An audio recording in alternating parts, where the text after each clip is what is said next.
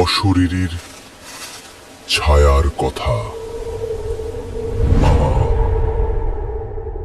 এখানে গল্প নয়, সত্যি ঘটনা শোনানো। সবাইকে স্বাগত জানাচ্ছি অশরীরী ছায়ার কথার সপ্তম এপিসোডে। আশা করি সবাই ভালো আছেন। কে কোথা থেকে শুনছেন, কাদের সাথে শুনছেন, অবশ্যই কমেন্ট করে জানাবেন। আজকের এপিসোড হবে একটু ভয়ঙ্কর ও রোমাঞ্চকর। আপনাদের মধ্যে যদি কেউ ঘটনা পাঠাতে চান, তাহলে ডেসক্রিপশন বক্সে থাকা কন্ট্যাক্ট নাম্বারে আমাদের ঘটনা পাঠাতে পারেন। আমরা সেই ঘটনা সবার সামনে তুলে ধরব। এই ঘটনাটি ঘটেছে আমার এক বন্ধুর সাথে। তাদের ভিটে বাড়ি ছিল মেদিনীপুরে। ওদের ফাইনাল এক্সাম ওই ইয়ার এন্ডিং টাইমে হয়। ওদের এক্সাম ডিসেম্বরের সেকেন্ড উইকে শেষ হয়ে যাওয়ায় তারা গ্রামের বাড়ি চলে যাওয়ার সিদ্ধান্ত নেয়। একেবারে নিউ ইয়ার কাটিয়ে আসবে। তো তারা দেশের বাড়ি চলে যায়। ওখানে ওই ছেলেটি অনেক বন্ধু ছিল। তারা ওই আসার কথা শুনে সবাই ওর বাড়িতে চলে আসে তার সাথে দেখা করতে। তারপর তারা চলে যায়। পরদিন ওরা সবাই দুপুর করে সাইকেল নিয়ে বেরিয়ে পড়ে খেলতে যায় বলে। ওদের বন্ধু অনেক দিন পর এসছে বলে অনেক কথা ও গল্প আছে তাদের মনে। তারা খেলার মাঠে পৌঁছে যায় এবং খেলা শেষ হলে তারা গল্প করতে করতে বাড়ি ফিরে।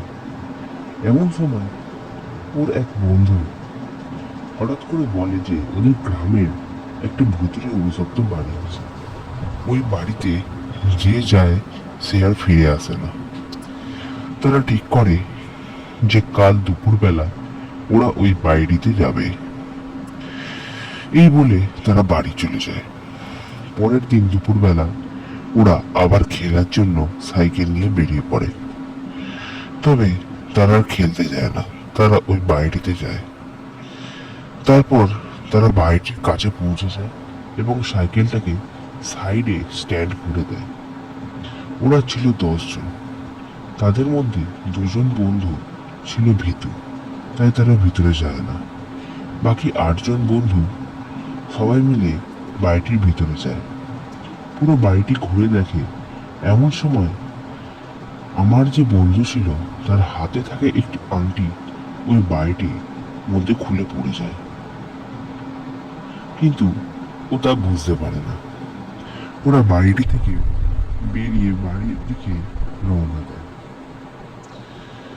বাড়ি পৌঁছে যায় এবং রাতে খেয়ে নিয়ে যখন তারা শুয়ে পড়ে, তখন ছেলেটির যেন মনে হয় কি যেন তার পাশে শুয়ে আছে এবং তার আশেপাশে ঘুরে বেড়াচ্ছে, কিন্তু ছেলেটি অত না ভেবে শুয়ে পড়ে।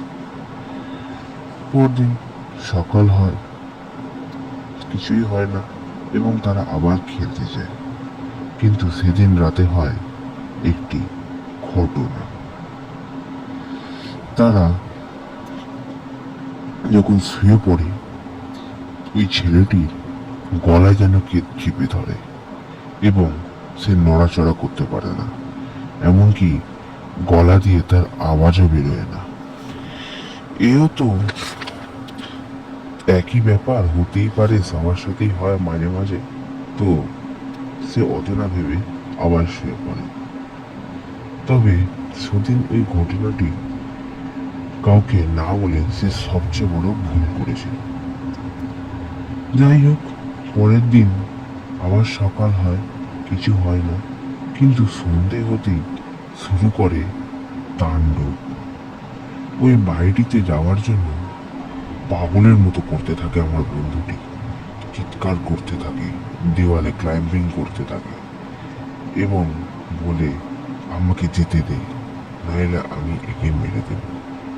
এই বলে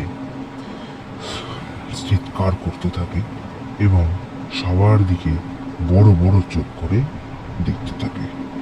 যাই হোক, ওর মা বাবা এদিকে তো প্রচুর ভয় পেয়ে যায় এবং তাকে ঘরে বন্দি করে দেয়। এবং সকাল হওয়ার অপেক্ষা করে এবং সকাল হতেই আবার ও নর্মাল হয়ে যায় এবং সবার সাথে নর্মাল ব্যবহার করে। কিন্তু ওকে যখন ওখানের এক জাগ্রত কালী মায়ের কাছে নিয়ে যাওয়া হয়, তখন ও আর মন্দিরটিতে ঢুকবে না বলে তাণ্ডব করতে আবার শুরু করে। তখন কয়েকটা অল্প বয়সী ব্রাহ্মণ ছেলেরা মিলে ওকে ধরে বেঁধে ওই মন্দিরের মধ্যে থাকা কালী মায়ের পূজারীর কাছে নিয়ে যায় এবং পূজারী ওর উপর মায়ের স্নানের জল ছেটায় এবং মায়ের চরণের সিঁদুর নিয়ে ওর কপালে লাগিয়ে দেয়। এই দেখে ছেলেটি প্রচন্ড চিৎকার করতে থাকে এবং ঠাকুর মশাইয়ের দিকে তেড়ে তেড়ে যাওয়ার চেষ্টা করে, কিন্তু ঠাকুর মশাই ভয় না পেয়ে তাকে একটু ঝেড়ে দেয় এবং ওর হাতে এবং ওর পরিবারের সবার হাতে একটি ধাগা বেঁধে দেয় এবং বলে, আপনার ছেলে ওই অভিশপ্ত ভুতুরে বাড়িতে গিয়েছিল বলে এবং ওর আংটিটি ওখানে খুলে পড়ে যায়, তাই আপনারা আগে ওর আংটিটি খুলে নিয়ে আসুন, নাইলে ও ঠিক হবে না, ওকে আবার ওই আত্মাটি ধরে নেবে। এই বলে ব্রাহ্মণটি আর কিছু বলে না। তখন তার মা বাবা ওকে নিয়ে বাড়ি চলে যায় এবং ওকে বাড়িতে রেখে ওর বন্ধুদের সাথে নিয়ে ওই বাড়িতে যায় এবং আংটিটি খোঁজে এবং আংটিটি পেয়ে গেলে তারা আবার ওই মন্দিরটিতে আসে এবং পূজারীকে সেই আংটিটি দেয়। তিনি আংটিটিকে মায়ের স্নানের জলে ডুবিয়ে মায়ের চরণের সিঁদুর লাগিয়ে তার মায়ের হাতে তুলে দেয় এবং বলে, আপনার ছেলেকে এটা পরিয়ে দেবেন, তাহলে ভূতটি আর কিছু করতে পারবে না। এবং ওরা সবকিছু পূজারী কথা অনুযায়ী করে বলে তার ছেলে সেই আত্মার থেকে রক্ষা পেয়ে যায়। এরপর থেকে ওর সাথে আর কিছুই হয়নি।